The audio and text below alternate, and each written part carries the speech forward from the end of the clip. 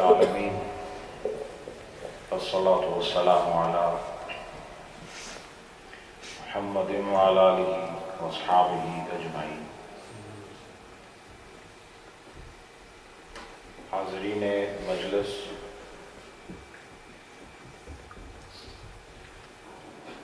آپ حضرات ایک عرصے سے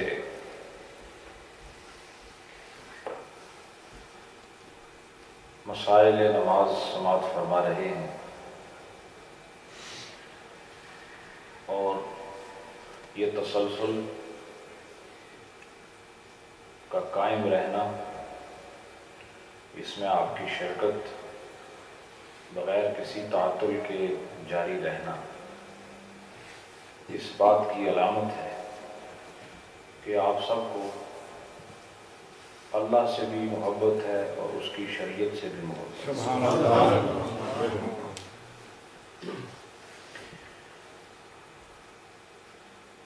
اللہ نے آپ کو پاکیزہ صورت اور پاکیزہ سیرت میں پیدا کیا، جب اس کی طرف سے آئے تو کوئی کمی نہیں تھی۔ جب اپنا آپ اپنے ہاتھ میں آیا تو ہم نے اپنے آپ کو کیسا بنایا یہ ہر آدمی جانتا ہے، لیکن جب ہم اپنے ہاتھوں میں نہیں تھے، نہ کسی اور کے ہاتھوں میں تھے، اس کے ہاتھوں میں تھے، تو اس نے ہر عیب سے پاک پیدا کی۔ اسی لیے جب بچہ بلوغت سے پہلے دنیا سے رخصت ہو جائے تو یہ جنت میں رہتا ہے، نہ صرف خود جنت میں رہتا ہے بلکہ اپنے ماں باپ کو بھی ساتھ لے جاتا ہے۔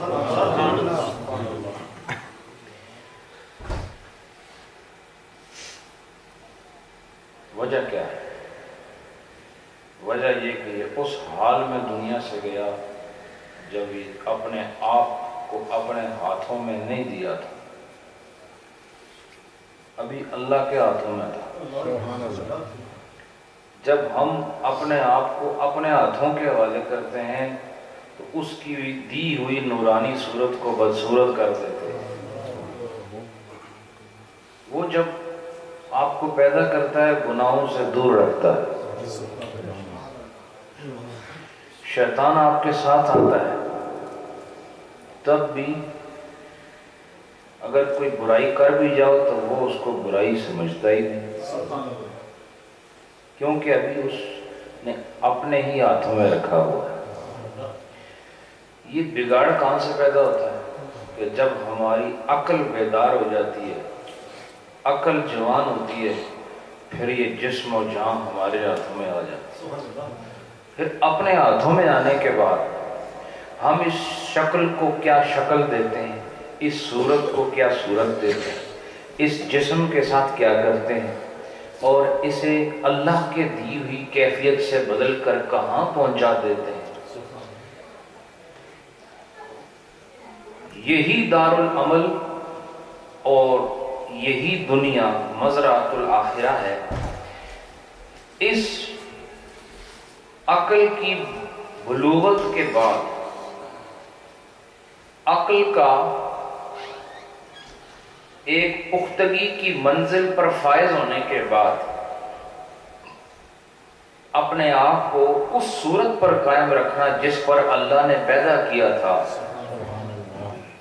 اس کا طریقہ یہ نہیں رکھا کہ تم اپنے دماغ سے فیصلہ کرو، تم اپنی فکر سے فیصلہ کرو، تم اپنی سوچ سے فیصلہ کرو، بلکہ کہا تم فیصلہ نہ کرنا، تم فیصلہ کرو گے تو شیطان بھی تمہارے اندر موجود ہے، تمہارے فیصلوں میں وہ تمہارا مشیر بن جائے گا۔ تم فیصلہ نہ کرنا، کیوں؟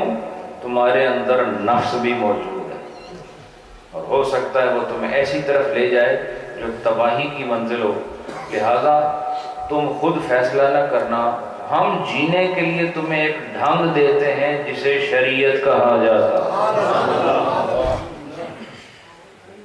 تم اس کے مطابق چلنا تو یوں سمجھو گے کہ تم خدا کے ہاتھوں میں اب تک بیٹھے ہوئے ہو۔ اگر شریعت کے اندر رہے تو چاہے بالغ ہو گئے ہو، چاہے تمہاری داڑھی نکل آئی ہے، اور چاہے تم ایک قداور شخصیت بن چکے ہو، شریعت کے مطابق ہو تو اللہ کی حفاظت میں ہو۔ اس لیے اپنے آپ کو کوشش کیا کرو کہ اس صورت پر قائم رکھو کہ جس صورت پر خدا نے تمہیں پیدا کیا ہے۔ اور اس صورت کی اگر کوئی قدر نہ ہوتی تو حاجی کے لیے یہ نہ فرق کہا جاتا کہ حاجی جب حج کر کے آتا ہے ہر طرح کی برائیوں سے، ہر طرح کی نجاستوں سے پاک ہونے کے بعد، تو جب وہ حج کر لیتا ہے تو ایسے پاک ہو جاتا ہے، اس طرح پاک ہو جاتا ہے کہ جس طرح اس کی ماں نے اس کو جنا تھا، تو جس دن وہ جنا گیا تھا اس وقت جس طرح وہ پاک تھا اس طرح حج کے بعد پاک ہو جاتا ہے۔ پتہ چلا یہ اس وقت کی طرف اشارہ ہے جس وقت خدا کے ہاتھوں میں بندہ محفوظ رہتا۔ تو معلوم ہوا کہ یہ کوئی عام درجہ نہیں، پیدائش کے وقت کا درجہ عام درجہ نہیں۔ کوشش کیا کرو، کیا عجیب بات بتا رہا ہوں، کوشش کرو کہ تم اپنی طہارت میں اپنے پہلے دن کی طرح رکھتے ہو۔ وہ جب تم اتنے سے تھے، جب تم نہ دیکھ سکتے تھے، نہ بول سکتے تھے، نہ سن سکتے تھے، اس دن کی طرح ہونے کی کوشش کرو۔ اس دن کی طرح ہو کر اگر مر گئے خود تو جنت میں جاؤ گے اور کئی ساتھ لے کر جاؤ۔ اور بچہ کس وجہ سے ماں باپ کو جنت لے کر جاتا ہے؟ کس وجہ سے؟ دو وجہ سے۔ ایک یہ کہ وہ پاک ہوتا ہے، اور دوسرا سبب کیا ہے؟ دوسرا سبب اس کی نسبت ہے، چونکہ ماں باپ کی نسبت ہے اس کے ساتھ خون کی، اس خون کی نسبت اور اس کی طہارت، نسبت و طہارت یہ جب باہم ملتے ہیں تو اس کو ایڈ کرنے کے بعد ایکولز، یہ جن چیزوں کے برابر ہوتا ہے، نسبت، طہارت، ان دونوں کو جمع کرو تو نتیجہ آتا ہے مغفرت۔ کیا نتیجہ آتا ہے؟ مغفرت۔ طہارت بھی ہو، نسبت بھی ہو۔ طہارت ہو تو خود پاک ہوتا ہے، اور نسبت ہو تو وہ جو اس کے ساتھ منسوب ہیں ان کو بھی فائدہ ہوتا ہے۔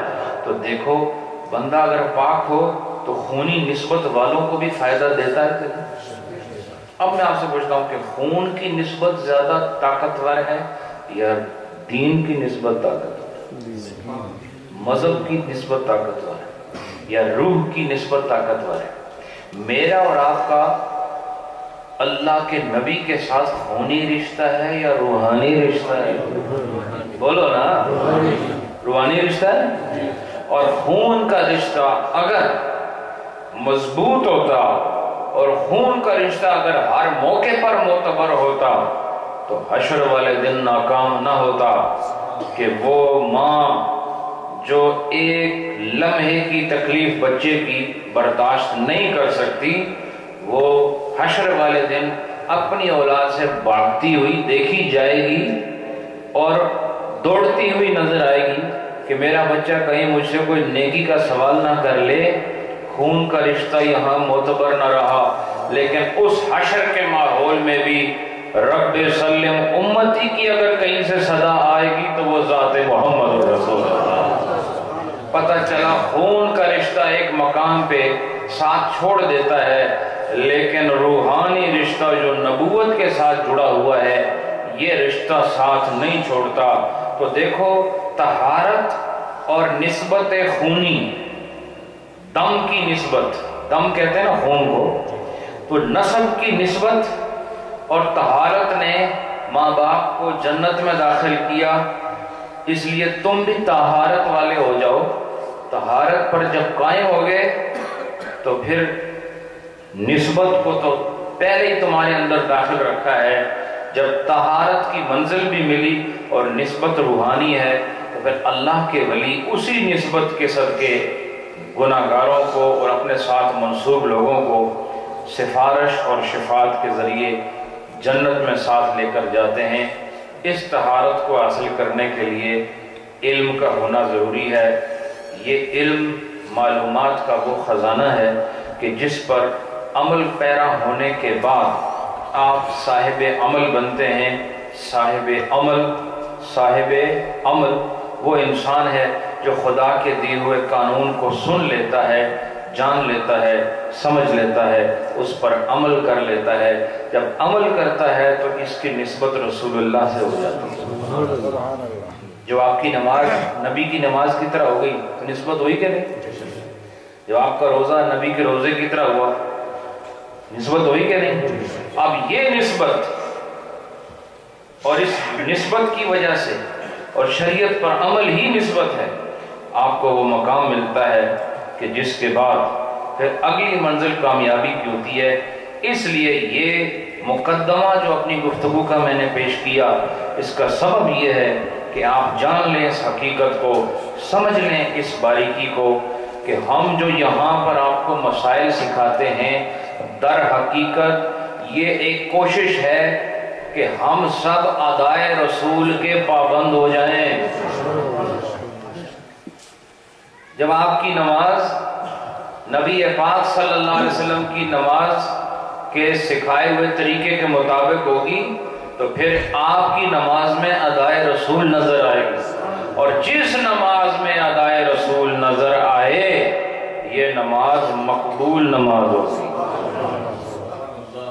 ٹھیک ہے؟ اب تمہید ہو گئی، آپ تیار ہو گئے، میں اب مسائل کی جانب بڑھتا ہوں۔ آپ کو پتہ ہے کہ کیا مسائل چل رہے ہیں؟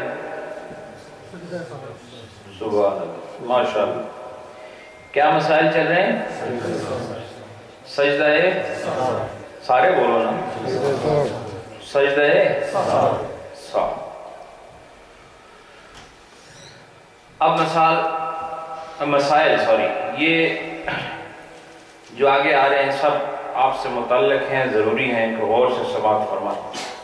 وَيَجِبُ إِذَا قَعَدَ فِي مَا يُقَامُ أَوْ قَامَ فِي مَا يُجْلَسُ فِيهِ۔ یہ کہتے ہیں کہ سجدہ صاحب اس چیز پر بھی واجب ہوتا ہے کہ جن چیزوں میں کھڑا ہونا ہو وہ بیٹھ جائے، اور جہاں پر بیٹھنا ہو وہاں وہ کھڑا ہو جائے، وہاں پر بھی سجدہ صاحب لازم ہے۔ جہاں بیٹھنا ہو وہاں کھڑا ہو جائے، اور جہاں کھڑا ہونا تھا وہاں بیٹھ جائے تو کیا ہوگا؟ مثلا اس کی مثالیں بہت ساری ہیں، اکثر آپ نے دیکھا بھی ہوگا کہ اتحیات میں دوسری رکعت کے بعد بیٹھنا ہوتا ہے لیکن کوئی کھڑا ہو جاتا ہے، تو اب کیا تھا؟ وہاں بیٹھنا تھا اور یہ کھڑا ہو گیا۔ اور پھر کہیں ایسے ہوتا ہے کہ تیسری اس کے بعد دوسری رکعت میں کھڑے ہونا ہوتا ہے۔ پہلی رکعت مکمل کی، مکمل کیسے ہوگی؟ جب دوسرا سجدہ کرو گے تو مکمل ہوگی۔ اس دوسرے سجدے کے بعد کیا کرنا ہے؟ کھڑے ہونا ہے۔ وہ کھڑا نہ ہو بیٹھ جائے، تو جہاں کھڑا ہونا ہو وہاں بیٹھ جائے، اور جہاں بیٹھنا ہو وہاں کھڑا ہو جائے، تو اس نے کیا کرنا ہے؟ سجدہ صاحب۔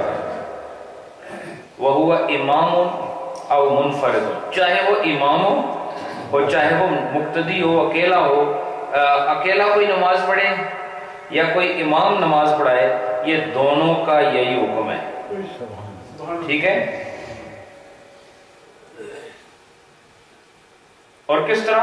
وَهُوَ إِمَامٌ أَوْ مُنْفَرِدٌ أَرَادَ بِالْقِيَامِ، کہ اس نے ارادہ کیا کھڑے ہونے کا، اذا استقام قائما، اور جب وہ پورے کا پورا کھڑا ہو گیا، مکمل کھڑا ہو گیا، او کان الی القیام اقرب، یا پورا تو نہیں کھڑا ہوا لیکن قیام کے یعنی پورا کھڑے ہونے کے بالکل قریب ہو گیا، پورا کھڑے ہونے کے کھڑا نہیں ہوا لیکن اتنا کھڑا ہوا کہ قیام کی طرف زیادہ قریب تھا، فَإِنَّهُ لَا يَعُودُ إِلَى الْقَعْدَةِ، تو اس وقت جب وہ قیام کی طرف زیادہ کھڑا ہو گیا یا پورا کھڑا ہو گیا، دونوں صورتیں نا۔ مثال کے طور پر ایک آدمی نے اس نے کھڑے ہونے کا ارادہ کیا. کیا کیا؟ کھڑے ہونے کا ارادہ کیا، اور کھڑا وہاں ہونا نہیں تھا، کھڑا وہاں نہیں ہونا تھا. اب یا تو پورا کھڑا ہو گیا یا پورا نہیں کھڑا ہوا. اجے وہ ڈنگا ہی ہے، سیدھا نہیں ہویا. سمجھ آئی کہ نہیں؟ پورا نہیں کھڑا ہوا لیکن زیادہ قریب کھڑے پاسے ہے، کھلون والے پاسے. تو کھلون والے پاسے زیادہ قریب ہوئے یا بالکل سیدھا کھلو جائے.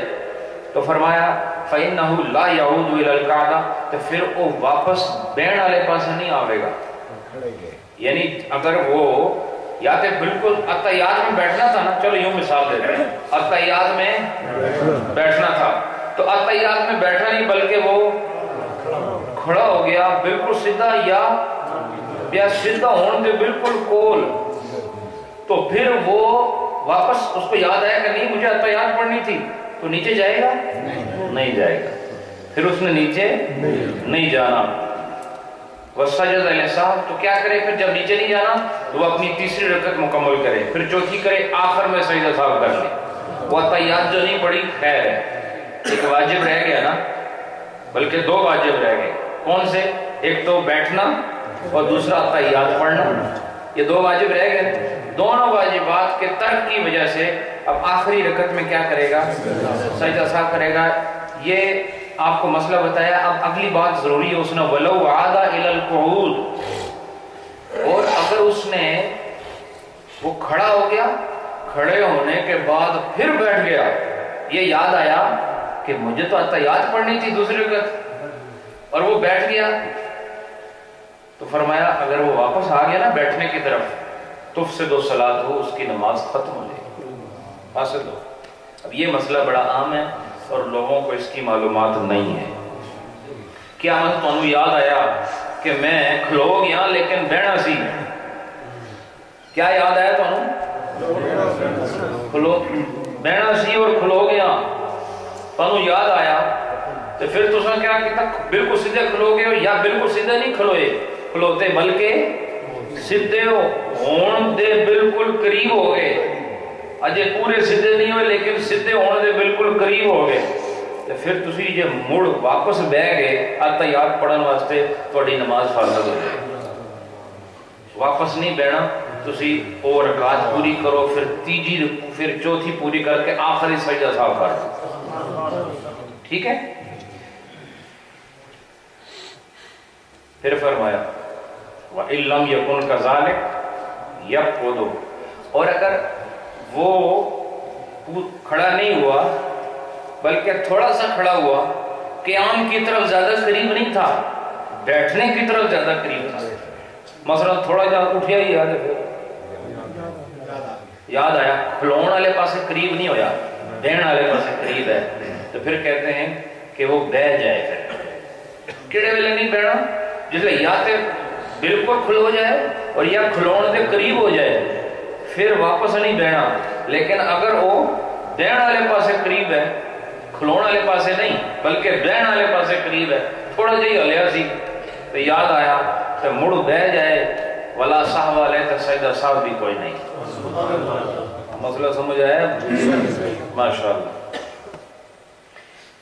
وَهُوَ الْأَصَحُّ، اور یہی جڑا ہے نا صحیح قول ہے، یہی زیادہ صحیح قول ہے. هَكَذَا فِي الْهِدَایَةِ وَالتَّبْیِینِ وَيُعْتَبَرُ ذَلِكَ بِالنِّصْفِ الْأَسْفَلِ مِنَ الْإِنسَانِ. اب یہ آپ کو بتا رہے ہیں کہ یہ آدھا کھلونا، پورا کھلونا، بہن والے پاسے قریب ہونا یا کھلون والے پاسے قریب ہونا، جب پتہ کس طرح چلے گا؟ کیونکہ تساں جو مننا تے کسے بھی نہیں، تسی تے یہی کہنا نا نہیں میں بہن والے پاسے قریب. تو یہ فیصلہ کون کرے گا؟ یہ فقہائے کرام کریں گے. ٹھیک ہے؟ وہ کہتے ہیں کہ اس کا اعتبار ہوتا ہے انسان کا جو نصف ہے نا دھڑ، نچلا نصف دھڑ، وہ کون سا ہوتا ہے؟ یہ ناف سے نیچے جو ہوتا ہے، یہ نچلا دھڑ ہے نصف انسان کا. انسان کا نصف یہی ہے نا. تو کہا یہ اس پر اس کا اعتبار ہوتا ہے. ان کان نصف الاسفل مستویا،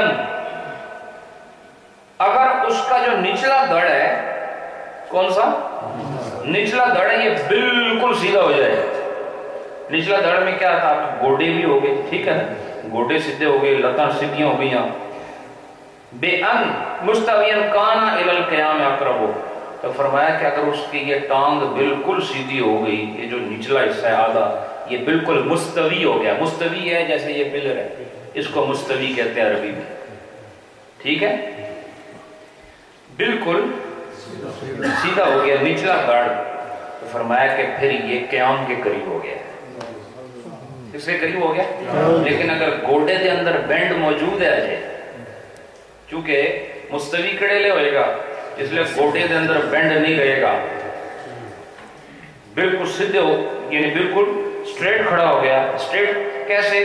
چاہے اس کی کمر نہ اٹھی ہو، صرف اس کی ٹانگیں سیدھی ہو گئی، آدھا دھڑ نچلا، یہ اگر سیدھا ہو گیا نا ایسے، ٹھیک ہے، تو کیا ہوگا؟ پھر یہ سمجھا جائے گا کہ یہ قیام کی طرف قریب ہے. کس طرف قریب ہے؟ اور اگر یہ بالکل سیدھا کھڑا نہیں ہوا نچلا حصہ، وَإِلَّا لَا، کیا لکھا ہے یہاں؟ وَإِلَّا لَا، اگر یہ سیدھا نہیں تو پھر یہ قیام دے قریب نہیں ہے، بینڈ دے قریب. یہ مسئلہ سمجھ آ گیا؟ یہ بہت وضاحت سے آپ کو بتا دیا ماشاءاللہ. اچھا، پھر فرمایا کہ وفی روایت، ایک اور روایت بھی ہے، یہ کوئی خاص بڑی روایت نہیں لیکن میں بیان کر دیتا ہوں، آپ اسی پر عمل کرو جو آپ کو بتایا ہے. یہ کیا ہے؟ اذا قام علی رکبتیہ، جس لئے وہ اپنے گوڑیوں پہ کھلو جائے. گوڑیوں پہ کھلونا دیکھے نا، یہ مثال ہے جیسے ہمارے نبی صاحب نماز پڑھتے ہیں. یہ میں مثال کے لیے کہہ رہا ہوں، یہ اس لیے نہیں بتا رہا کہ ان کا مجھے کوئی تکلیف بتانی ہے، چونکہ ان کو میں نے دیکھا ہے. اس مثال کی یہ کہ جیسے بعض لوگوں کو تکلیف ہوتی ہے نا، تو وہ اتحیات میں بیٹھ نہیں سکتے، تو وہ کیا کرتے ہیں؟ گھٹنوں کے بل کھڑے ہوتے ہیں، پاؤں ان کے زمین پر ہوتے ہیں پیچھے، ٹھیک ہے، گھٹنے زمین پر لگے ہوتے ہیں. تو یہ کہتے ہیں اذا قام علی رکبتیہ لینہض یقعد، کہ وہ جب گھٹنوں پر کھڑا ہو جائے، کھڑا ہونے کے لیے، کس کے لیے؟ کھڑا ہونے کے لیے. یقعد، تو فرمایا یقعد، وہ پھر بیٹھ جائے، وعلیہ ساو، اس آدمی پر پھر بھی سجدہ ساو ہے. وَيَسْتَوِي فِيهِ الْقَعْدَةُ الْأُولَى وَالثَّانِيَةُ، اور یہ کہتے ہیں کہ یہ چاہے قعدہ اولا شاید یہ گیا ہو، چاہے جگہ قعدہ اولا ہو یا قعدہ اخیرہ ہو، دونوں کا یہی مسئلہ ہے. اس مسئلے میں بات سمجھو کہ نہیں؟ اس مسئلے میں دونوں برابر ہیں. پھر فرمایا وعلیہ الاعتماد، اور اسی قول پر اعتماد ہے. پھر فرمایا اچھا وَإِن رَفَعَ إِلْيَتَيْهِ وَرُكْبَتَاهُ عَلَى الْأَرْضِ. ابھی جو پہلا مسئلہ بتایا آپ کو، اس میں یہ ہے کہ انسان اپنے گھٹنوں پر کھڑا ہو گیا، ٹھیک ہے، گھٹنے اس کے سیدھے ہو گئے. جب سیدھے ہوئے تو کیا ہوا؟ سجدہ ساو ہو گیا. گھٹنے سیدھے ہوئے تو سجدہ ساو. اور جب تک گھٹنے بینڈ ہیں، بولو نا، بولتے نہیں، مسئلہ سمجھو، جب تک گھٹنوں میں بینڈ موجود ہے، یہ اقرب الی القعدہ ہے یا اقرب الی القیام ہے؟ اقرب الی القعدہ ہے. تو کہا پھر اگر یہ گھٹنے اس کے سیدھے ہو گئے، گھٹنوں پر پورا کھڑا ہو گیا، تو پھر سجدہ ساو کرنا ہے. لیکن یہ کہتے ہیں کہ ان رفع الیتیہ، اگر پیچھے سے وہ کھڑا ہو جائے، وَرُكْبَتَاهُ عَلَى الْأَرْضِ، لیکن دونوں گھٹنے نہ اٹھے ہوں، وہ زمین پر ہی ہوں. وہ کہاں ہوں؟ یعنی پیچھے سے تو کھڑا ہو گیا لیکن گھٹنے ابھی کہاں ہیں؟ تو جب زمین پر ہیں تو بینڈ بھی قائم ہے. بینڈ تو تب ختم ہونا شروع ہوگا جب گھٹنے زمین سے اٹھنا شروع ہوں گے، اور اینگل آہستہ آہستہ بڑا ہوتا جائے گا. لیکن اینگل ہلے گا ہی نہیں جب تک زمین گھٹنے پر ہے. بات سمجھے کہ نہیں؟ گھٹنوں کا اینگل جو ہے وہی رہے گا. یہ کب اینگل بننا شروع ہوگا؟ جب یہ اٹھنا شروع ہوگا. تو اٹھا ہے ہی نہیں، گھٹنے اس کے زمین پر ہی ہیں، صرف پیچھے سے کھڑا ہو گیا. تو فرمایا لم یرفعہما، اور اس نے دونوں گھٹنوں کو نہیں اٹھایا، صرف پیچھے سے جسم اٹھایا. لا سہو علیہ، اس پر سجدہ سہو نہیں ہے. اس پر سجدہ سہو مثلا آپ نے اتحیات پر بیٹھنا تھا، تو یاد نہیں رہا، ایک دم اٹھنے کے لیے ایسے سیدھے ہوئے تھے، گھٹنے زمین پر ہی تھے، پیچھے سے آپ کھڑے ہو گئے لیکن گھٹنے نہیں ہلے تو آپ سجدہ صاحب میں بیٹھ جاؤ، اور اگر گھٹنے ہلے بھی، گھٹنے آپ کے ہل بھی، گھٹنے اٹھا لیے اور اٹھانے کے بعد وہ سیدھے نہیں ہوئے، بہت اچھا، کیا سیدھے نہیں ہوئے، تب بھی آپ بیٹھنے کی طرف قریب ہیں تو سجدہ صاحب نہیں کرنا۔ اگر گھٹنے بالکل سیدھے ہو گئے، ٹانگیں سیدھے ہو گئیں، پھر آپ کی بے شک کمر جھکی ہوئی ہو، آپ کو شمار کیا جائے گا کس کی طرف؟ قیام والے کی طرف، تو پھر اس صورت میں سجدہ صاحب ہوگا، کیا سجدہ صاحب ہوگا۔ اس کے بعد اب دیکھو فرمایا،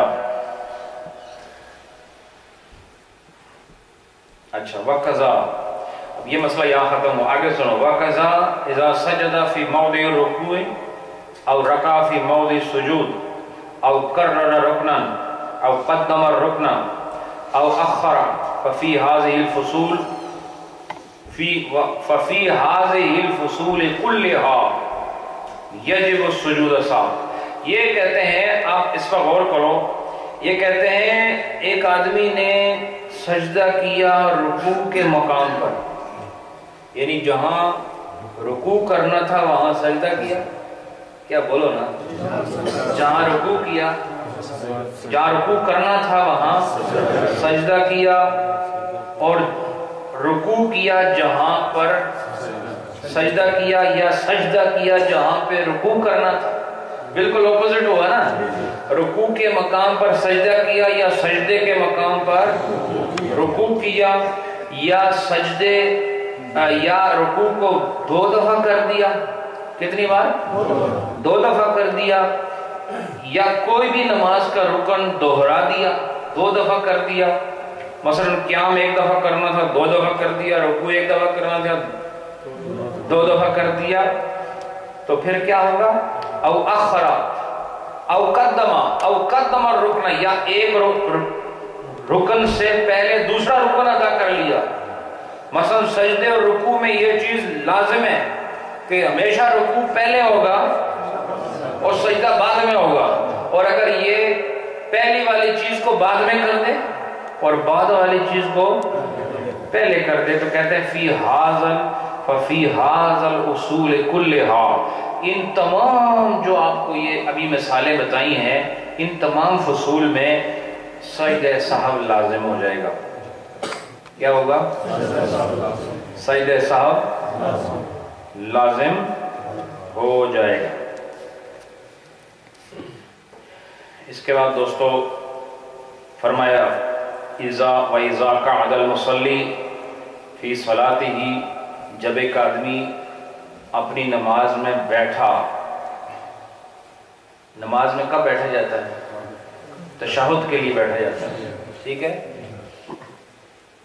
وَتَشَہَّدَ، اور پھر اس میں کیا کیا؟ اتحیات پڑھی، کیا کیا؟ جو قاعدے میں تشہد پڑھا جاتا ہے، ٹھیک ہے نا، ثم شک، پھر اس کو یہ شک پیدا ہوا، اب وہ نماز ختم ہونے لگی ہے اور اس ختم ہونے کے دوران اس کو اب اتحیات تو وہ پڑھ چکا ہے، کیا ہوا؟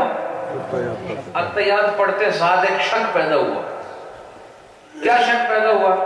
انہو صلی ثلاثا غربان، کہ انہیں 3 پڑھیاں کہ 4 پڑھیاں، یہ تو توڑے نال اکثر ہوندہ ہے، اب تو توڑا ہی مسئلہ بیان کر رہے ہیں۔ کیا کہتے ہیں؟ ایک آدمی بیٹھا کب؟ اتحیات میں، اور کیا پڑھ لیا اس نے؟ عبدہ و رسولہ تک پڑھ لیا ہے، اس کے بعد کیا ہوا؟ شک، کیا ہوا؟ کیا شک ہوا؟ کس بات میں؟ انہو صلی ثلاثا، کہ انہیں 3 پڑھیاں، او اربعن، یا 4 پڑھیاں، حتی شغلہ ذالک عن التسلیم، یہاں تک کہ اس چیز نے اس کو نماز سے نکلنے میں مشغول کر دیا، یعنی سلام پھیرنے میں دیر ہو گئی، بہت دیر کر گیا، اور پھر کیا ہوا؟ ثم استيقن انه صلى 4، اور پھر کیا ہوا؟ وہ اس کو پھر یقین ہوا کہ انہو صلی اربعن، کہ اس نے تو 4 پڑھی ہیں، فَأَتَمَّ صَلَاتَهُ، پھر اس نے اپنی نماز کو مکمل کیا، فَعَلَيْهِ سَجْدَةَ سَهْوٍ، تو اس پر سجدہ سہو لازم ہے۔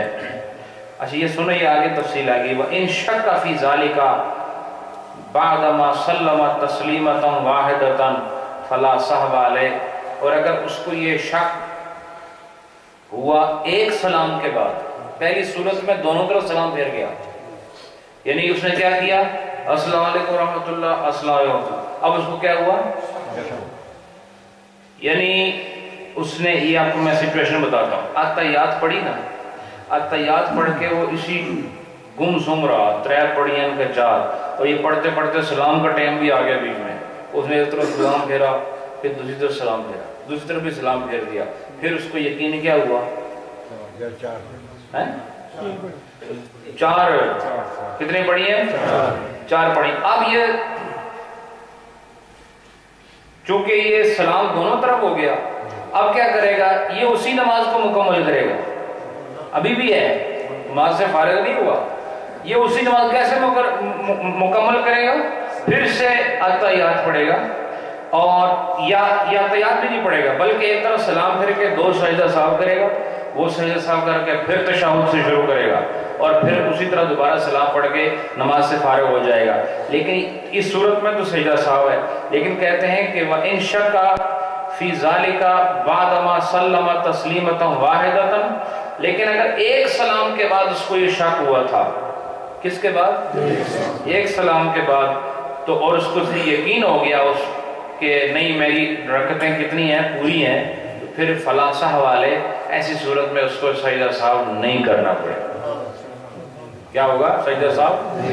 وَإِذَا أَحْدَثَ فِي صَلَاتِهِ، اور اگر کوئی آدمی نماز کے اندر بے وضو ہو جائے، یہ مسئلہ بھی بتا چکا ہوں وضو کے بیان میں، یہ مسئلہ آپ کو بتا چکا ہوں وضو کے بیان میں، کہ جب انسان حالت نماز میں بے وضو ہو جائے تو وہ نماز میں ہی رہتا ہے، اگر وضو کے لیے جائے کسی سے کلام نہ کرے، کوئی بات چیت نہ کرے، کسی کے ساتھ کوئی تعلق نہ رکھے، جا کے وضو کر کے آئے، کلام نہ کرے، اور جتنا وقت وضو میں صرف ہوتا ہے اتنا ہی لگائے، پھر آ کے جہاں سے وضو ٹوٹا تھا نماز کے جس سیگمنٹ میں تھا وہیں سے اپنی نماز پوری کرے۔ یہ میں آپ کو بہت پہلے بتا چکا ہوں،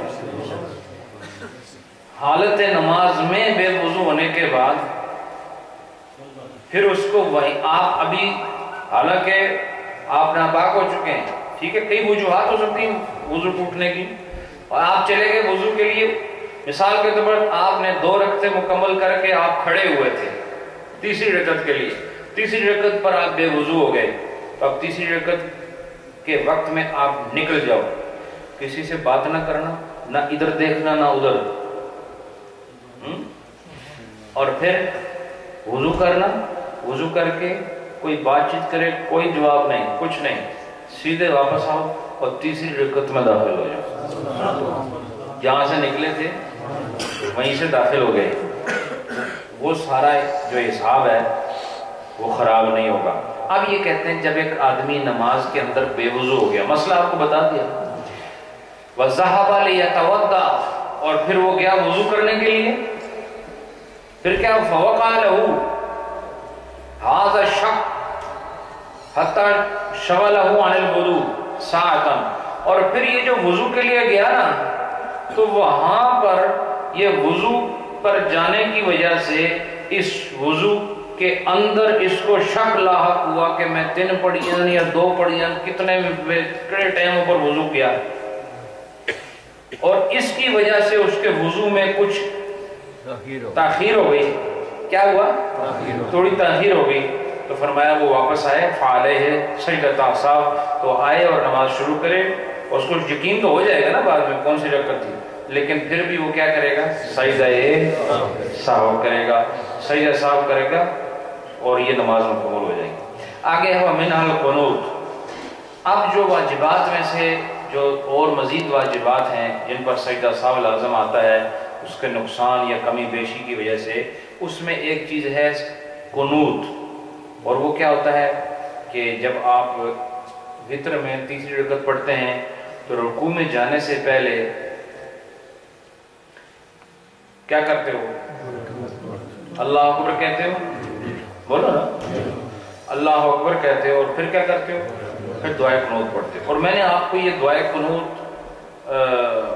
کا مسئلہ اس وقت بتایا تھا جب میں واجبات نماز بیان کر رہا تھا کہ جو ہم دعا پڑھتے ہیں نا، دعائے قنوت اللہم انا نستعینک سے لے کے ملحق تک، آخر جو جہاں پر یہ ختم ہوتی ہے، یہ دعا کا پڑھنا مسنون و مستحب ہے، لیکن اگر اس کی جگہ کوئی بھی اور دعا پڑھ جائیں تو قنوت کا ثواب مل جاتا ہے۔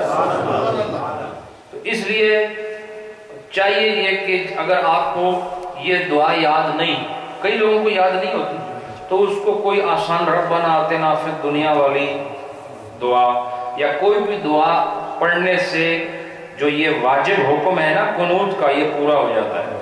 یہ میں نے آپ کو اس وقت بتایا تھا۔ یہ کہتے ہیں فَإِذَا تَرَكَهُ يَجِبُ عَلَيْهِ السَّجْدَةُ، کہتے ہیں کہ جب آدمی سے قنوت رہ جائے تو اس پر بھی سجدہ سہو لازم ہوتا ہے۔ یعنی اب آپ نے وَلَضَّالِّينَ آمین کے بعد کل شریف پڑھی اور پھر رکوع میں چلے، وہ کرنا کیا تھا؟ رکوع میں نہیں جانا تھا بلکہ دعائے قنوت پڑھنی تھی۔ تو اب یہ رہ گئی آپ سے، تو کیا کریں گے؟ آخر میں سجدہ سہو کر لیں گے۔ کیا کریں گے؟ سجدہ سہو کر لیں گے۔ کہتے ہیں وَلَوْ تَرَكَ التَّكْبِيرَ وَلَوْ تَرَكَ التَّكْبِيرَةَ الَّتِي بَعْدَ الْقِرَاءَةِ قَبْلَ الْقُنُوتِ سَجَدَ لِلسَّهْوِ، کہتے ہیں کہ یہ جو دیکھو تکبیرات رکوع میں، یعنی یوں سن لو کہ وتر کی جو آخری رکعت ہوتی ہے اس میں رکوع سے پہلے ایک تکبیر ہوتی ہے۔ کیا؟ ایک تکبیر ہوتی ہے رکوع سے پہلے اور ایک تکبیر ہوتی ہے قنوت سے پہلے۔ بات نہیں سمجھی؟ دو ہوتی ہے۔ مثلا آپ نے پڑھا وَلَضَّالِّينَ آمین قُلْ هُوَ اللَّهُ احد، یہ سارا پڑھ کے پھر آپ کہتے ہیں اللہ اکبر، یہ ایک تکبیر ہو گئی۔ ایک تکبیر یہ ہے، پھر جب آپ اللہم انا نستعینک پڑھیں گے سارا، یہ پڑھ کے پھر ختم ہوگا، پھر کہیں گے اللہ اکبر، پھر رکوع میں چلے جائیں گے۔ تو کتنی تکبیریں ہو گئی؟ دو ہو گئی، ایک رکوع سے پہلے اور ایک قنوت سے پہلے، ٹھیک ہے؟ ایک رکوع سے پہلے اور ایک قنوت سے پہلے۔ تو یہ کہتے ہیں کہ وہ تکبیر جو قنوت سے پہلے ہے، جس نے یہ تکبیر چھوڑ دی اس پر بھی سجدہ سہو ہے۔ یعنی ایک تو دعا چھوڑ دی نا، وہ الگ واجب ہے، لیکن یہ تکبیر جو ہے یہ اس پر کیوں یہ حکم ہے کہ جس نے تکبیر چھوڑ دی وہ بھی سجدہ سہو کرے؟ چونکہ اصل واجب کیا چیز ہے؟ اصل تو قنوت واجب ہے نا۔ تو فرمایا کہ یہ جو تکبیر ہے کہ لِأَنَّهُمْ بِمَنْزِلَةِ تَكْبِيرَاتِ الْعِيدِ، کہا کہ یہ جو تکبیر ہے نا جو قنوت سے پہلے، یہ ایسی ہے جیسے عید کی تکبیرات ہوتی ہیں۔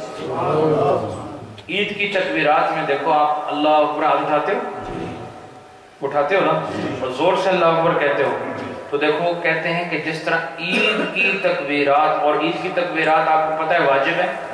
کیا نیت کراتے علماء آپ کو؟ نیت کرتا ہوں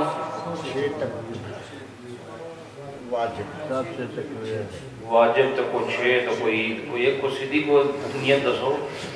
نیت کرتا ہوں اس نماز جنازہ کی، تو دیکھ کے تو یہ نیت کرنی پڑتی۔ کیا نیت ہے؟ نیت کرتا ہوں 2 رکعت نماز عید الفطر، واجب 6 زائد تکبیرات کے ساتھ۔ یہ تکبیرات واجب ہیں۔ کیا ہیں؟ بولو نا، یہ تکبیرات کیا ہیں؟ واجب ہیں۔ تو کہا کہ یہ جو وتر میں قنوت پڑھتے ہیں نا، یہ تکبیر بالکل اس طرح ہے جیسے عید کی تکبیرات ہیں۔ اس لیے جس نے یہ تکبیر چھوڑ دی اور دعائے قنوت بے شک پڑھ لی اس نے، لیکن تکبیر نہیں پڑھی، اس کو کیا کرنا پڑے گا؟ سجدہ سہو۔ ماشاءاللہ۔ وَمِنْهَا تَكْبِيرَاتُ الْعِيدَيْنِ، اب آگے خود ان کا بیان آ گیا جس کی میں بات کر رہا تھا. تکبیرات عیدین یعنی دونوں عیدوں میں جو ہم نماز کے اندر تکبیریں پڑھتے ہیں یہ بھی واجب ہے. کیا ہے؟ واجب ہیں. قال فی البدائع اور ہماری کتاب ہے بدائع اس کے اندر کہا یہ مسئلہ موجود ہے. اذا ترکہا او انقص منہا کہتے ہیں کہ اگر اس نے عیدین کی نماز میں یعنی عید الاضحیٰ ہو یا عید الفطر ہو اگر اس نے تکبیرات چھوڑ دی او انقص منہا یا اس میں سے کچھ کم کر دی. کتنی ہوتی ہیں؟ 6 ہوتی. 6 کی جگہ 5 کر دی, تھوڑی ہو گئی نا. او زیادہ علیہا یا تو انہوں بہت شوق آیا تو 6 سے جگہ 8 پڑھ چھوڑی یعنی یا تک کٹ کر چھوڑیاں یا 8 پڑھ چھوڑیاں تسی یا تک کٹان دے ہو یا ودا چھوڑ دے ہو. اور اصل کون سا ہے؟ وہی جو عدد شریعت نے مقرر کیا ہے. تو یا تو تکبیرات عید کم کر دی یا زیادہ کر دی. پھر او عطا بہا فی غیر موضعہا یا تو ایسی جگہ تکبیرات پڑھی جو اس کی جگہ ہی نہیں تھی. مثلا عید کی نماز میں پہلی 3 تکبیریں دوسری رکعت میں ہوتی ہیں نا. شروع میں عید کی جو پہلی رکعت ہے یہ اس میں 3 تکبیریں ہیں کہ نہیں پہلی رکعت میں. دوسری میں کتنی ہیں؟ پہلی میں 3 ہے, دوسری میں 3 ہے. تو پہلی 3 جو ہیں یہ آخر میں پڑھی جاتی ہے نا سورہ فاتحہ کے بعد. ہاں جی ماشاءاللہ بہت اچھے. یہ پہلے پڑھی جاتی ہے. کیسے پڑھی جاتی ہیں؟ پہلے پڑھی جاتی ہیں. میں جڑے مسئلے دسنا کئی مسئلے پٹھے دسنا تو سیدھا کرنے واسطے, سمجھ آئی کہ نہیں؟ اس واسطے تب پتہ لگا تو کو آمدہ بھی ہے کہ نہیں. اب یہ ذہن میں رکھو کہ جس نے اس کو شروع میں نہیں ادا کیا تکبیرات میں کیا ہوتا ہے اللہ اکبر پہلی رکعت ہے. اب کیا ہوگا؟ سبحانک اللہم پڑھا جائے گا. اس کے بعد امام کیا کہے گا؟ اللہ. یہ شروع میں ہوں گی نا. اب وہ اگر شروع میں نہیں کرے بلکہ آخر میں کرے اپنی جگہ پر نہیں نہ کی دوسری جگہ پہ کی تو پھر کیا ہوگا؟ فرمایا فَإِنَّهُ يَجِبُ عَلَيْهِ السُّجُودُ تو کہا کہ اس پر سجدہ سہو واجب ہو جائے.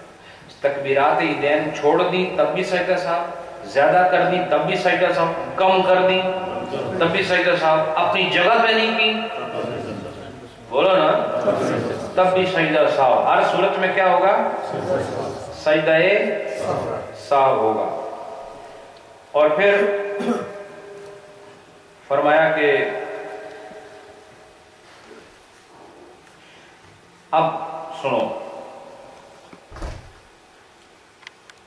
ذکر فی کشف الاسرار ہماری ایک اور کتاب ہے اس کا حوالہ دے رہے ہیں. کشف الاسرار کہا کہ ان الامام اذا سہا عن التکبیرات حتی رکع فانه یعود الى القیام. فرمایا کہ اگر امام تکبیرات بھول گیا, کیا ہوا؟ امام تکبیرات بھول گیا یہاں تک کہ رکوع بھی کر لیا. کیا کر لیا؟ رکوع بھی کر لیا. فَإِنَّهُ يَعُودُ إِلَى الْقِيَامِ تو وہ واپس لوٹ آئے گا قیام کی طرف. کیا کرے گا؟ واپس لوٹ آئے گا اور پھر تکبیرات پڑھے گا اور پھر دوبارہ رکوع میں جائے گا. سمجھ آئی کہ نہیں؟ یہ ہے بخلاف المسبوق. لیکن یہ مسئلہ اس کے لیے نہیں ہے جو بعد میں نماز میں پہنچا نمازی, وہ پیچھے نہیں جا سکتا. مثلا ایک نمازی آیا, سنو مسئلہ, ایک نمازی آیا, جب وہ آیا تو تکبیرات ہو چکی تھی کیونکہ تکبیرات تو شروع میں ہوتی ہیں نا. پہلی 3 تکبیریں کہاں ہوتی ہیں؟ شروع میں. جیسے ہی اس نے اللہ اکبر کہا تکبیرات ساتھ ہیں نا. تو یہ آیا تھوڑا سا لیٹ ہو گیا. اب جب یہ آیا تو امام صاحب قرات کر رہے تو پھر یہ خود انڈرسٹوڈ ہے یہ بات کہ تکبیرات تو گزر گئیں. کیا ہوا؟ تکبیرات گزر گئیں. تو فرمایا کہ امام سے اگر رہ جائیں وہ تو واپس لوٹے گا, لیکن یہ جب آیا تو یہ دیکھا امام صاحب رکوع میں, تو یہ کیا کرے گا؟ فرمایا کہ اذا ترک الامام فی الرکوع فإنه یأتی بتکبیرات فی الرکوع کہ امام نے جب تکبیرات چھوڑی وہ اس کا مسئلہ اور ہے، اس کی بات چھوڑو، لیکن جو مسبوق جو بعد میں آتا ہے وہ کھڑے ہو کے تکبیرات نہیں پڑھے گا، وہ جب رکوع میں شامل ہوگا نا امام کے ساتھ تو وہیں پر وہ اپنی تکبیر رکوع میں پڑھے گا، اللہ اکبر اللہ اکبر اللہ ہوگا رکوع میں، ٹھیک ہے، یہ ہے اس کا مسئلہ۔ اور وَلَوْ تَرَكَ تَكْبِيرَةَ الرُّكُوعِ الثَّانِي، اور اگر اس نے دوسری رکعت کی تکبیرات کو چھوڑ دیا فی صلاۃ العید، نماز عید میں، وجب علیہ الحساب لأنها واجبۃ تبعا لتکبیرات العید۔ اب یہ بہت اہم مسئلہ ہے، اس کو غور سے سننا۔ تکبیرات انتقال، یعنی ہم جب ایک سیگمنٹ سے دوسرے میں داخل ہوتے ہیں اللہ اکبر کہتے ہیں، مثلا جب آپ کھڑے ہوتے ہیں، کھڑے ہونے سے جب رکوع کے لیے جاتے ہو تو کیا کہتے ہو؟ یہ اللہ اکبر کہنا سنت ہے، کیا ہے؟ لیکن عید کی نماز میں دوسری رکعت کے رکوع کے وقت جو آپ تکبیر پڑھتے ہو رکوع کے لیے، تکبیرات عید کے لیے نہیں، یہ چوتھی تکبیر ہوتی ہے دوسری رکعت میں۔ کیسے دوسری رکعت میں عید کیسے ہوتی ہے؟ سورہ فاتحہ، سورہ فاتحہ کے بعد سورت، پھر 3 تکبیر، اس کے بعد چوتھی تکبیر کس کے لیے ہوتی ہے؟ رکوع کے لیے ہوتی ہے نا۔ کہا کہ وہ تکبیر اگر رہ جائے تب بھی سجدہ سہو ہے، حالانکہ میں نے یہ مسئلہ پہلے بتایا ہوا ہے کہ وہ تکبیر تو انتقال کی تکبیر ہے، وہ واجب نہیں ہوتی، وہ تو سنت ہے، اور سنت رہ جانے سے سجدہ سہو نہیں لازم آتا۔ تو یہ کیوں کہتے ہیں کہ اگر وہ تکبیر چوتھی جو رکوع کے لیے ہے وہ رہ جائے امام سے تو سجدہ سہو ہے، کیا وجہ ہے؟ تو یہ فرماتے ہیں وجب علیہ السلام، اس پر سجدہ سہو واجب ہے، کیوں؟ لأنها واجبۃ، کہ یہ بھی واجب ہے، تبعا لتکبیرات العید، کہا یہ اس لیے واجب ہے کہ تکبیرات عید کے یہ تابع ہے، تکبیرات عید کے بالکل ساتھ جڑی ہوئی ہے، چوتھی تکبیر عید کی تکبیرات کے ساتھ جڑی ہوئی ہے، تو جو واجب چیز کے ساتھ جڑی ہوئی مستحب چیز واجب کے حکم میں ہو گئی، اس لیے ہم کہتے ہیں کہ جب ناقص کامل سے مل جاتا ہے تو ناقص بھی کامل ہو جاتا ہے۔ یہ مسئلہ یہاں سے ثابت ہوتا ہے، اور فقہائے حنفی جنہوں نے ہمیں یہ مسئلہ سمجھایا، اسی سے نسبت مصطفیٰ بھی سمجھ آتی ہے کہ تمہارے اندر وہ مقام نہیں، تم تو ناقص ہو، لیکن ناقص ناقصوں کے ساتھ رہے تو نقص میں اور اضافہ ہوگا، ناقصوں کو کامل کے پاس جانا چاہیے تاکہ اس کا نقص رفع ہو جائے، اس کا نقص دور ہو جائے۔ اب وہ جو تکبیرات انتقال میں سے جو رکوع کی تکبیر اللہ اکبر یہ کہہ کے رکوع میں جانا یہ واجب نہیں ہے، لیکن پیچھے جو 3 تکبیریں گزری وہ تو واجب تھی نا، ان کے تابع ہونے کی وجہ سے اس کو بھی واجب بنا دیا۔ کیا بنا دیا؟ فرمایا اس لیے پھر اس کو بھی کیا کرنا پڑے گا؟ سجدہ سہو کرنا پڑے گا۔ تو جب سنت تکبیر کی نسبت واجب تکبیر کے ساتھ ہوئی تو یہ سنت نہ رہی، یہ بھی واجب ہے۔ دیکھو اب یہ دلیل ہے نا، یہ کوئی من گھڑت بات تو نہیں ہے نا۔ تو فقہ کے مسائل سے میں آپ کو اہل سنت کے فضائل سنا رہا ہوں، کہ اہل سنت کے عقائد کو ایسے نہیں، الحمدللہ اس کے دلائل موجود ہیں۔ اب پھر فرمایا وجب علیہ صاحب، اچھا پھر فرمایا بخلاف تکبیرۃ الرکوع الاول، لیکن اگر پہلی رکعت میں جو رکوع ہوتا ہے، عید میں کتنی رکعتیں ہوتی ہیں؟ 2۔ یہ جو مسئلہ بتایا یہ کون سی رکعت کا ہے؟ دوسری، چونکہ دوسری رکعت میں 3 تکبیرات ہوتی ہیں نا آخر میں رکوع سے پہلے، پہلی رکعت میں رکوع سے پہلے تکبیرات ہیں، وہ تو شروع میں ہے نا۔ تو فرمایا کہ پہلی رکعت میں اگر کوئی یہ بھول گیا نا، کیا کہتے ہیں، پہلی رکعت میں اگر رکوع کے وقت کوئی اللہ اکبر نہیں اس نے کہا اور وہ رکوع میں چلا گیا تو سجدہ سہو نہیں ہو، کیوں کہ اس کے پیچھے کوئی واجب تکبیر ہے ہی نہیں، اس کے پیچھے تو کل شریف پڑھی گئی ہے یا کوئی سورت پڑھی گئی ہے، لیکن دوسری رکعت میں اس کے پیچھے کیا تھا؟ 3 تکبیریں موجود تھیں۔ تو جب تکبیر پیچھے نہیں تو پھر وہ تکبیر سنت ہی رہے گی، واجب نہیں ہوگی۔ تو پہلی رکعت میں رکوع کے وقت اللہ اکبر نہیں کہا تو سجدہ سہو نہیں ہے، لیکن دوسری رکعت میں اگر نہیں کہا تو سجدہ سہو ہے۔ بتاؤ ٹیکنیکل مسئلہ ہے کہ نہیں؟ کہ پہلی رکعت میں جس نے رکوع کے وقت اللہ اکبر نہیں کہا امام نے پہلی رکعت میں تو سجدہ سہو نہیں ہے، اور دوسری رکعت میں اگر نہیں کہا تو ہے۔ یہ مسئلہ بہت خوبصورت ہے اور یقیناً سب جو بھی سن رہے ہیں ان کے لیے فائدہ مند ہے۔ مجھے بھی پتا ہے پہلے آپ نے سنا بھی کوئی نہیں۔ اس کے بعد فرمایا السہو، یہ ایک مسئلہ اور ہے، اس کو آپ ذرا غور سے سماعت فرمائیں۔ فرمایا السہو فی الجمعۃ والعیدین والمکتوبۃ والتطوع واحد۔ یہ کہتے ہیں کہ سہو چاہے جمعے میں ہو، چاہے عید میں ہو، یا یہ چاہے فرض نماز میں ہو، یا یہ چاہے نفل نماز میں ہو، ہر ایک صورت میں ان کا مقام ایک ہے۔ کیا ہے؟ یعنی سجدہ سہو سب میں برابر ہے۔ سجدہ سہو کے مسئلے میں چاہے نفل نماز ہو، فرض نماز ہو، عید کی نماز ہو، جمعے کی نماز ہو، سجدہ سہو کے مسئلے میں سب بولو نا برابر ہے۔ لیکن کہتے ہیں الا ان مشائخنا قالوا لا يسجد للسہو فی العیدین والجمعہ۔ کہتے ہیں ہمارے بعض مشائخ نے یہ بھی کہا ہے کہ جمعہ اور عیدین کی نماز ان میں وہ سجدہ سہو ہو جائے تب بھی نہ کرے، غلطی ہو جائے، یعنی یہ بعض مشائخ کا یہ قول ہے۔ ابھی تو آپ کو بتایا نا سجدہ سہو ہوگا، لیکن ہمارے مشائخ بعض یہ بھی کہتے ہیں فقہا کہ آپ سجدہ سہو نہ کریں جمعے میں اور عید کی نماز میں۔ کیوں؟ وجہ کیا ہے؟ وجہ یہ ہے کہ جمعے کی نماز اور عید کی نماز اس میں کثرت اجتماع ہوتا ہے۔ کیا ہوتا ہے؟ کثرت اجتماع۔ اب میں انشاءاللہ اس مسئلے کو تھوڑا سا کلیئر کروں گا۔ وہ کہتے ہیں کہ کثرت اجتماع ہوتا ہے تو اس لِأَلَّا، وجہ کیا ہے؟ اس لیے لِأَلَّا یقع الناس فی فتنہ، کہا کہ تاکہ لوگ فتنے کا شکار نہ ہو جائیں۔ فتنے کا شکار کیسے؟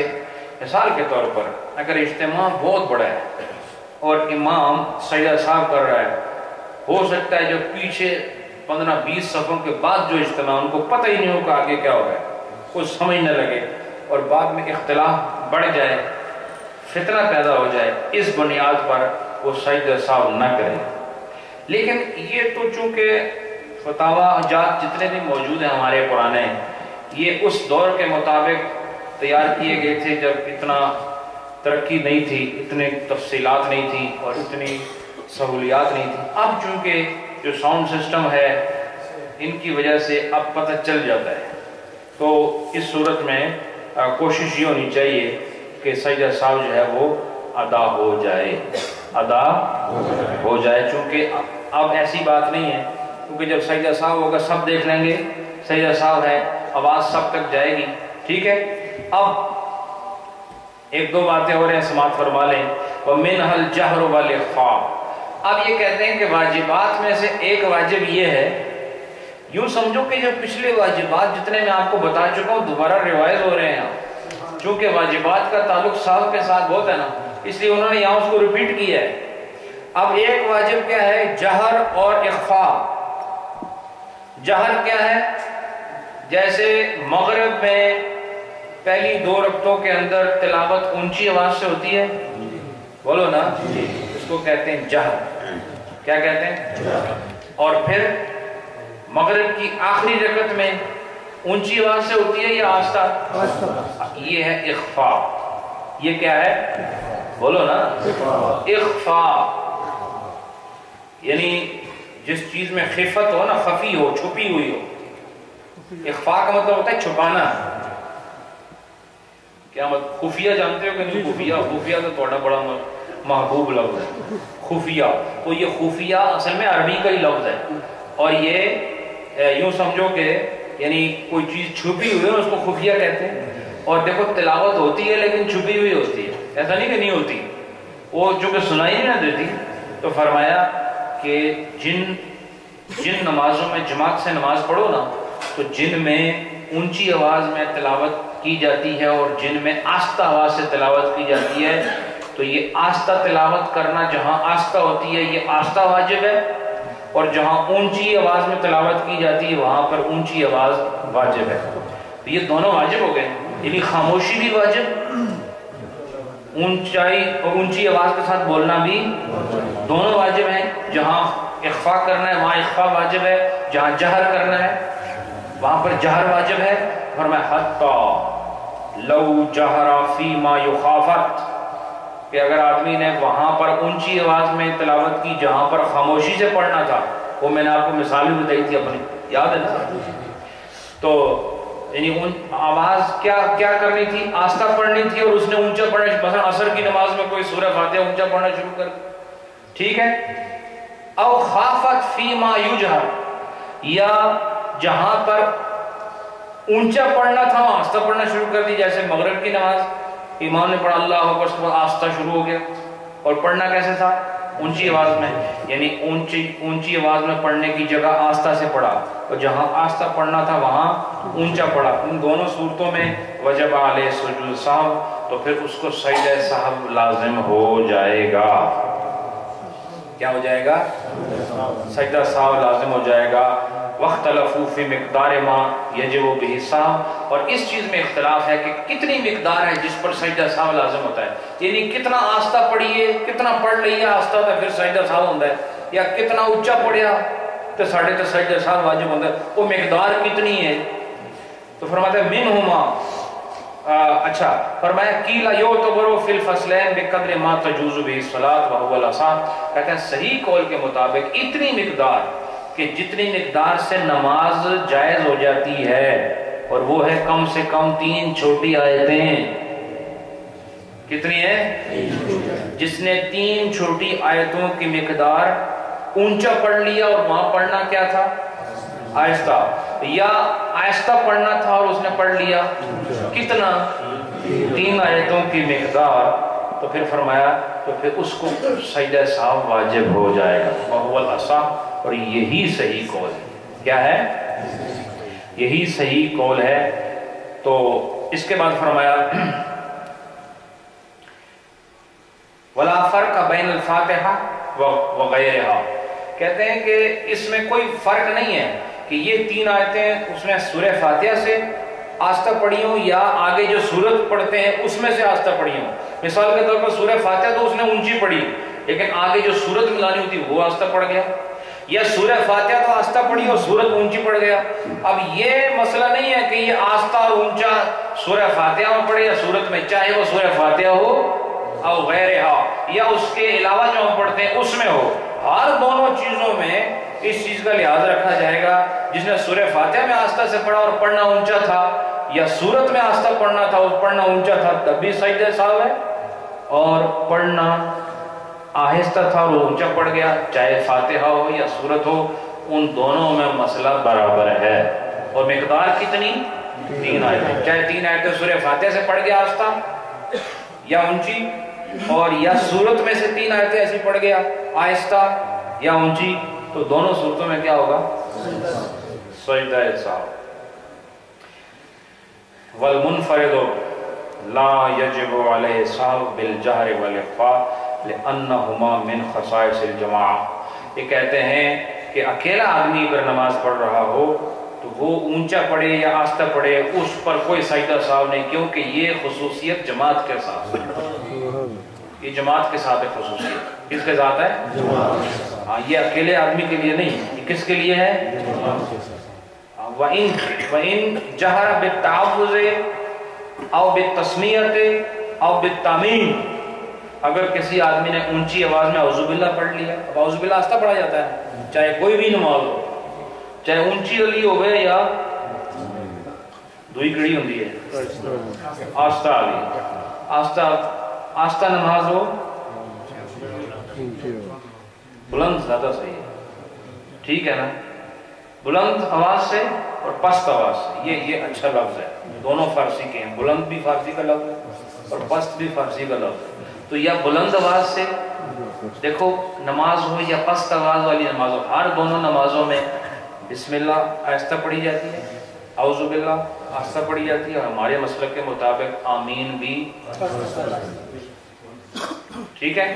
تو یہ کہتے ہیں وَإِن جَهَرَ بِالتَّعَوُّذِ اور بالتسمیہ اور بالتامین، اگر کسی نے آمین اونچی آواز سے پڑھا، اعوذ باللہ اونچی آواز سے پڑھا، بسم اللہ اونچی آواز سے پڑھ دیا، تو کیا اس پر سجدہ صاحب ہوگا؟ رحمت اللہ صاحب علیہ، اس پر سجدہ صاحب نہیں ہے، اس پر سجدہ صاحب نہیں، بولو نا، اس پر سجدہ صاحب نہیں ہے۔ قذافی فتاوی قاضی خان تو یہ فتاوی کا حوالہ دے رہے ہیں۔ معلوم ہوا کہ جو چیزیں سنت ہیں نا، مستحبات ہیں، ان کی کمی بیشی ہو جائے تو اس پر کوئی سجدہ صاحب نہیں ہوتا۔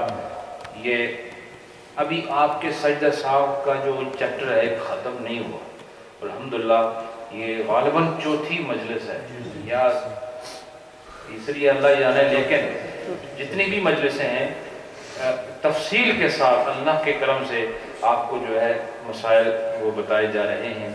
امید کرتا ہوں کہ اللہ تعالیٰ مجھے اور آپ سب کو یہ جو موقع دے رہا ہے ہم اس سے فائدہ اٹھائیں گے اور اپنی نمازوں کو درست کریں گے۔ اللہ آپ کو خوش و خرم رکھے۔ اپنے درود شریف